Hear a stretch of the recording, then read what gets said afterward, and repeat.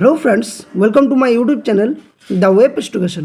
So friends, একটা গুরুত্বপূর্ণ এবং ব্রেকিং নিউজ, সেটা হচ্ছে 32,000 প্রাথমিক যে নিয়োগ মামলার কেস, তার অর্ডার কপি সামনে এসছে।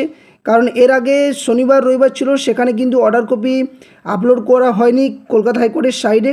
কিন্তু যে অর্ডার কপি দেওয়া হয়েছে সেখানে কিন্তু অনেক কিছু তথ্য শেয়ার করা হয়েছে, এবং সবথেকে মূল বিষয় যে এই মামলার মোড় কিন্তু একটা অন্য পর্যায়ে নিতে চলেছে, যেখানে এক গুচ্ছ কিন্তু ক্যান ফাইল, যেখানে 91 থেকে 92 পর্যন্ত কিন্তু ক্যান ফাইল হয়ে গেছে। এবং এর যে পরবর্তী শুনানি সেটাও কিন্তু দিন ধার্য হয়েছে, পরপর দুদিন কিন্তু বিচারপতির ডিভিশন বেঞ্চে কিন্তু এই মামলার শুনানি হতে চলেছে। তো অর্ডার কপিতে কী নির্দেশ দেওয়া হয়েছে, পিটিশনারদের জন্যই বা কী বলা হয়েছে, বঞ্চিতের জন্যই কি দরজা খুলছে এরপর, এই সম্পূর্ণ তথ্য বা বিচারপতি কী নির্দেশ দিলেন তার ডিটেলস কিন্তু ব্যাখ্যা করব ভিডিওর মধ্যে দিয়ে, এবং অর্ডার কপিতে কী কী বলা হয়েছে বিচারপতিদের তরফ থেকে তার ডিটেলস কিন্তু আলোচনা করা হবে। তো তার আগে বলে রাখি, যারা চ্যানেলে নতুন আছেন অবশ্যই চ্যানেলটি সাবস্ক্রাইব করুন এবং পাশে থাকা বেল নোটিফিকেশন অন করুন এই ধরনের সমস্ত নিউজ আপডেট নোটিফিকেশান সঠিক সময়ে তথ্য এবং অথেন্টিকভাবে পাওয়ার জন্য। আর ভিডিওর শেষ পর্যন্ত দেখবেন, পারলে একটা লাইক ও শেয়ার বন্ধুর সাথে অবশ্যই করবেন।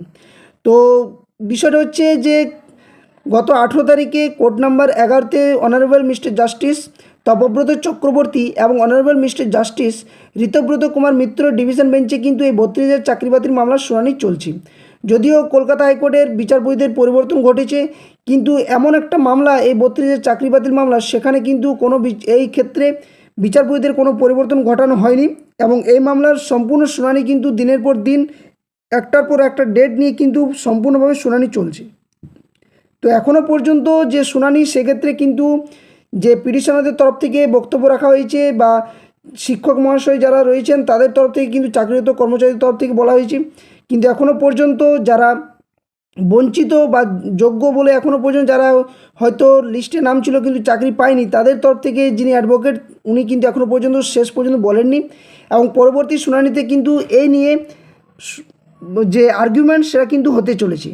তো সম্পূর্ণ বিষয়ে অর্ডার কপিতে কী কী বলা হয়েছে তার ডিটেলস কিন্তু আমরা একটু আলোচনা করা যাক, তাহলে সমস্ত কিছুটা বুঝতে পারা যাবে যে এই কেসের বা এই মামলার মোড় কোন দিকে নিতে চলেছে। তো আমরা যদি অর্ডার কপিটা দেখি, সেটা দেখতেই পাচ্ছেন সকলে হয়তো, যেখানে 18 তারিখ অর্থাৎ 18/7/2025 এই মামলার শুনানি হয়। এই মামলাতে যে শুনানি, সেখানে আইটেম নাম্বার 10 থেকে 53 নম্বর আইটেম যে শুনানি হয়েছে, যেখানে কোর্ট নাম্বার 11-তে এই মামলার শুনানি হয়। মামলার মূল বিষয় যে মামলাটা সেটা হচ্ছে ম্যাট 873/2023 বলে যে মামলা। আমরা নিচের দিকে যদি স্ক্রল করি তো এখানে দেখতে পাবো যে ক্যান ফাইলের যে সংখ্যা সেটা কিন্তু বেড়েই চলেছে। এখানে মোট যে ক্যান ফাইলের সংখ্যা সেটা কিন্তু 92-তে দাঁড়িয়েছে, এবং একটার পর একটা ক্যান ফাইল যুক্ত হয়েছে। কারণ এই মামলার যে রায়, সেই আগে কিন্তু বিচারপতি অভিজিৎ গঙ্গোপাধ্যায় সম্পূর্ণভাবে বাতিল করেন, তারপর সেই মামলা নিয়ে সুপ্রিম কোর্টে যায়, সুপ্রিম কোর্টে আবার সেটা কিন্তু ডিভিশন বেঞ্চের রায়কে মান্যতা দিয়ে আবার শুনানি করার কথা বলে। এবং আগে কিন্তু এই মামলাতে এতগুলো কিন্তু ক্যান ফাইল হয়নি, কিন্তু সুপ্রিম কোর্টের পর থেকে যখন সেটা হাইকোর্টে আসে, সেখানে কিন্তু একটার পর একটা কিন্তু ক্যান ফাইল যুক্ত হতে থাকে এবং মামলার একটা বৃহতাকার ধারণ করে। তো এখানে বিচারপতিদের যে মূল বিষয় সেটা হচ্ছে, ওনারা দেখেছেন যে এই মামলার সাথে বা যে বিষয়ে আপডেট এসছে সেটা হচ্ছে যে এখানে প্রাক্তন যে শিক্ষামন্ত্রী ওনারও নাম জড়িয়ে আছে, সেক্ষেত্রে এই মামলা একটা নতুন যে বিস্তার সে লাভ করছে, যেখানে আদৌ করাপশন হয়েছে কি না, সেখানে যে দুর্নীতি, সে দুর্নীতি ধরা পড়েছে কি না, বা পরীক্ষার ক্ষেত্রে যে দুর্নীতি বা নিয়োগ প্রক্রিয়ার ক্ষেত্রে যে দুর্নীতি, যেখানে ওএমআর শিট থেকে শুরু করে যে সমস্ত বিষয়গুলো দুর্নীতি দেখা দিয়েছে, সেগুলো আদৌ ঘটেছে কি না, সেই নিয়ে যাচাইয়ের জন্যই কিন্তু বিচারপতি দিনের পর দিন কিন্তু শুনানি করছেন, এবং এর পরবর্তী যে মামলার শুনানি সেটা কিন্তু পরপর দুদিন ধার্য করে দিয়েছেন বিচারপতিদের ডিভিশন বেঞ্চ। তো যে মূল মামলা সেটা হচ্ছে, আমরা জানি সকলে হয়তো, যে the West Bengal board of primary education and another's versus Priyanka Naskar and others. এবং এর সাথে আরও কিন্তু অনেকগুলো কিন্তু ক্যান ফাইল যুক্ত হয়, এবং যে প্রত্যেকটা ক্যান ফাইলের সাথে সাথে কিন্তু আলাদা আলাদা করে আবার কিন্তু মামলা হতে থাকে। তো আমরা যদি ডিটেলস বিষয়ে যাই, যে যেখানে কী রায় দেওয়া হয়েছে বিচারপতির তরফ থেকে এর আগে শুনানিতে, তো আমরা যদি এখানে যাই নিচের দিকে তাহলে বুঝতে পারবো, কারণ অনেকগুলো ক্যান ফাইল যুক্ত হয়েছে। যেখানে মূল যে বিষয় সেটা হচ্ছে এর আগের দিন যেটা শুনানি হয়েছিল, যেখানে mister Parthasarathi Bhattacharya, learned senior advocate representing the appellants in MAT 1542 of 2023 who are from the district of উত্তর Dinajpur has concluded his argument today। অর্থাৎ 18 তারিখে যখন শুনানি হয়, সেখানে কিন্তু উত্তর দিনাজপুর ডিস্ট্রিক্টের তরফ থেকে যিনি কনক্লুডেড যে আর্গুমেন্টগুলো সেগুলো কিন্তু তুলে ধরেন অ্যাডভোকেট পার্থসারথী ভট্টাচার্য এবং তিনি ম্যাট 1542/2023 মামলা নিয়ে কিন্তু শুনানিটি করেন এবং সেখানে যে মামলায় সেখানে কিন্তু অনেক কিছু তিনি তথ্য তুলে ধরেন। এর আগে আমি ভিডিও দিয়েছিলাম সেখানে যে শুনানি হয়েছিল, তো এখানে এই অর্ডার কপিতে কিন্তু এই বিষয়টি তুলে ধরা হয়েছে। অপরদিকে mister Abratosh Majumdar, learned senior advocate, has commenced his arguments on behalf of the applicants pertaining to different districts in two appeals being met 1383 of 2023 and met 1409 of 2023। অর্থাৎ মিস্টার অব্রতোষ যে মজুমদার তিনি যে অ্যাডভোকেট তিনি কিন্তু দুটো বিষয়ে বা দুটো ম্যাট বিষয়ে কিন্তু তিনি আর্গুমেন্ট করেন সেখানে এবং বিভিন্ন ডিস্ট্রিক্টের হয়ে তিনি বক্তব্যগুলো রাখেন। অর্থাৎ বলা চলে যে পুরো রাজ্যে অর্থাৎ এই যে 32,000 চাকরি বাতিল মামলা কোথায় কী ঘটেছে সেই নিয়ে কিন্তু তিনি বক্তব্যগুলো তুলে ধরেন এবং যেখানে যে মূল বিষয় সেটা হচ্ছে তিনি ম্যাট 1383 এবং ম্যাট 1409 নিয়ে কিন্তু তিনি বক্তব্য রাখেন। However, he has not been able to conclude his argument today। অর্থাৎ সেদিন কিন্তু যে অ্যাডভোকেট অব্রতোষ মজুমদার মহাশয় তিনি কিন্তু সম্পূর্ণ আর্গুমেন্ট শেষ করতে পারেননি বলে কি করা হয়েছে না সেখানে ওনাকে আবারও কিন্তু যে আর্গুমেন্ট করার জন্য সময় দেওয়া হয়েছে। In view therefore list the matter for further consideration in the daily supplementary list of this today. অর্থাৎ বলা হয়েছে সেখানে যে এই মামলা যেহেতু কোনো এখনও পর্যন্ত কনক্লুডেড হয়নি তার জন্য ডেইলি সাপ্লিমেন্টারি লিস্টেডে কিন্তু রাখা হয়েছে এবং আমরা সকলে জানি এবং আপনারা হয়তো দেখছেন যে এই মামলার শুনানির মোড়ে কিন্তু একটা আলাদা পর্যায়ে যেতে চলেছে, যার জন্য প্রত্যেক দিন কিন্তু ফিক্সড ডেট করে নিয়ে কিন্তু একদম নির্দিষ্ট টাইম মাফিক কিন্তু এই মামলার শুনানি চলছে ডিভিশন বেঞ্চে, বিচারপতিদের ডিভিশন বেঞ্চে।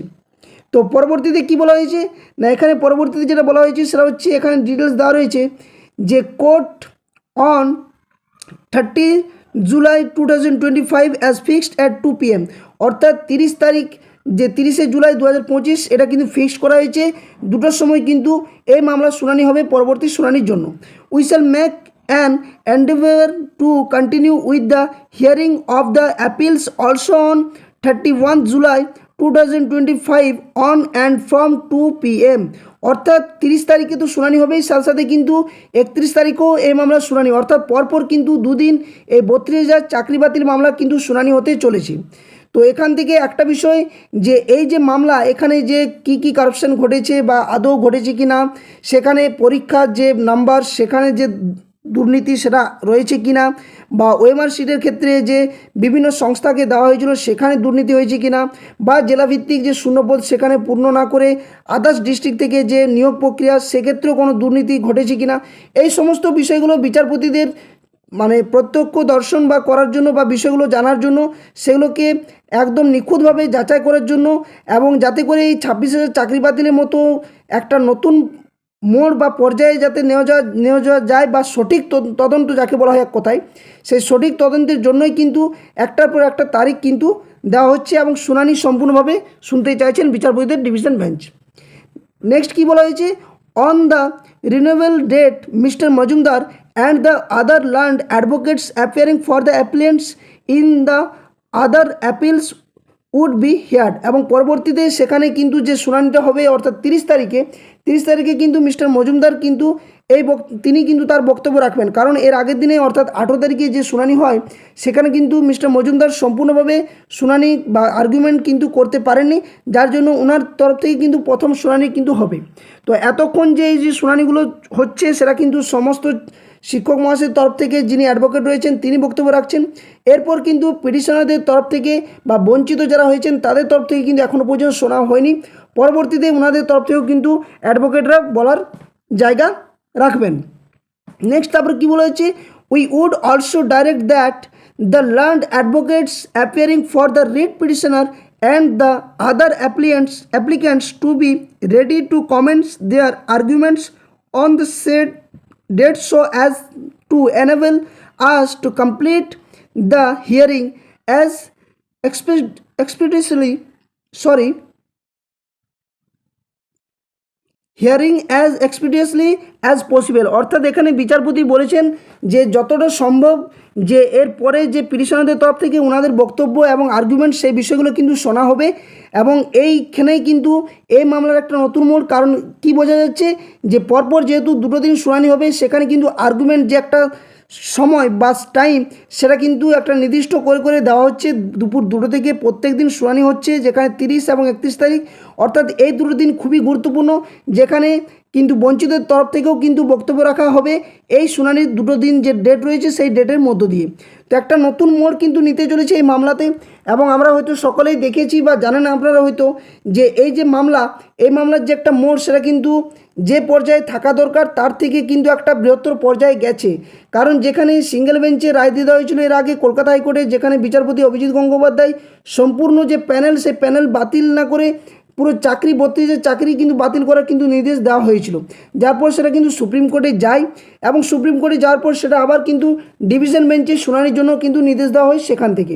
তো এই যে মামলা, এখানে বিচারপতিরা যে ডিভিশন বেঞ্চে শুনছেন, বিচারপতি তপব্রত চক্রবর্তী এবং বিচারপতি ঋতব্রত কুমার মিত্র, ওনাদের কিন্তু যে বিষয়গুলো সামনে আসছে বা ওনারা যেগুলো শুনছেন সেগুলো কিন্তু একদম নিখুঁতভাবে জানার চেষ্টা করছেন যে আদৌ এখানে কোনো দুর্নীতি রয়েছে কি নেই। কারণ যেখানে প্রাক্তন আমাদের শিক্ষামন্ত্রী যুক্ত থাকতে পারেন, সেখানে অবশ্যই কিছু না কিছু হয়তো দুর্নীতি ধরা পড়েছে। তো এখানে বঞ্চিতদের জন্য অবশ্যই কিছু না কিছু সুযোগ থাকতে পারে, কারণ যারা বঞ্চিত হয়েছেন তাদের তরফ থেকে কিন্তু এখনও পর্যন্ত সঠিকভাবে তথ্য বলা হয়নি বা আর্গুমেন্ট করা হয়নি। অবশ্যই এই আর্গুমেন্টের মধ্য দিয়ে আরও নতুন মোড় নিতে চলেছে। তো এর হিয়ারিং বা ফাইনাল শুনানি কবে হবে এখনও কিন্তু দিন ধার্য হয়নি। শুধুমাত্র প্রত্যেকটা যে ম্যাট বা প্রত্যেকটা যে পিটিশনার রয়েছেন, যেখানে বঞ্চিত তরফ থেকে, শিক্ষক মহাশয়ের তরফ থেকে বা যারা এখনও পর্যন্ত ওয়েটিং লিস্টে রয়েছে, এই সমস্ত যে ক্যান ফাইলগুলো একটার পর একটা কিন্তু মামলার শুনানি চলছে এবং বিচারপতিগণ একদম ভালো ধৈর্য ধরে কিন্তু এই মামলাগুলোর শুনানি দীর্ঘক্ষণ ধরে প্রত্যেক দিন যে একটা নির্দিষ্ট টাইম মাফিক করে দেওয়া হচ্ছে হাইকোর্টের তরফ থেকে, সেই সময়ের ভিত্তিতে কিন্তু প্রত্যেক দিন 2টোর সময় শুনানি হচ্ছে। তো এই ছিল মামলার মূল আপডেট। পরবর্তী আপডেট কী আসছে অবশ্যই কিন্তু 30 এবং 31 তারিখ দুদিনে কিন্তু সকলেরই নজর থাকবে, কারণ এই যে মামলা কোথায় গিয়ে দাঁড়ায় সেটা কিন্তু এখনও পর্যন্ত বোঝা যায়নি। তো অবশ্যই সকলেই চোখ রাখবেন এবং বলবো এই ধরনের নিউজ আপডেট পাওয়ার জন্য অবশ্যই চ্যানেলটি সাবস্ক্রাইব করে পাশে থাকবেন, কারণ সমস্ত নিউজ আপডেট অথেন্টিকভাবে প্রোভাইড করা হয় ভিডিওর মধ্য দিয়ে। তো অবশ্যই কিন্তু চ্যানেলটি সাবস্ক্রাইব করে পাশে থাকুন আর প্রত্যেকটা ভিডিও শেষ পর্যন্ত দেখুন আর লাইক শেয়ার অবশ্যই করবেন। আর যারা অফিসিয়াল এখনও পর্যন্ত টেলিগ্রাম চ্যানেলে যুক্ত হননি বা অফিসিয়াল ফেসবুক পেজে যুক্ত হননি, ভিডিও ডেসক্রিপশন বক্সেই কিন্তু লিঙ্ক দেওয়া থাকবে, ওখান থেকে কিন্তু ভিডিওর ডেসক্রিপশন বক্সে যে লিঙ্ক থাকবে সেখান থেকে কিন্তু টেলিগ্রাম চ্যানেল এবং ফেসবুক পেজে দুটোতেই যুক্ত হয়ে যাবেন, কারণ ওখানে সমস্ত অর্ডার কপির আপডেট বা কী নিউজ ঘটতে চলেছে সেগুলো কিন্তু ডিটেলস দেওয়া হয়। আর টেলিগ্রাম চ্যানেলে এই যে অর্ডার কপি তার PDF ফাইলও কিন্তু প্রোভাইড করা হয়ে থাকে। তো অবশ্যই সেখানে যুক্ত হয়ে থাকবেন। তো এই ছিল মূল আপডেট। ভিডিওটি ভালো লাগলে লাইক শেয়ার এবং চ্যানেল নতুন থাকলে সাবস্ক্রাইব অবশ্যই করবেন। ধন্যবাদ।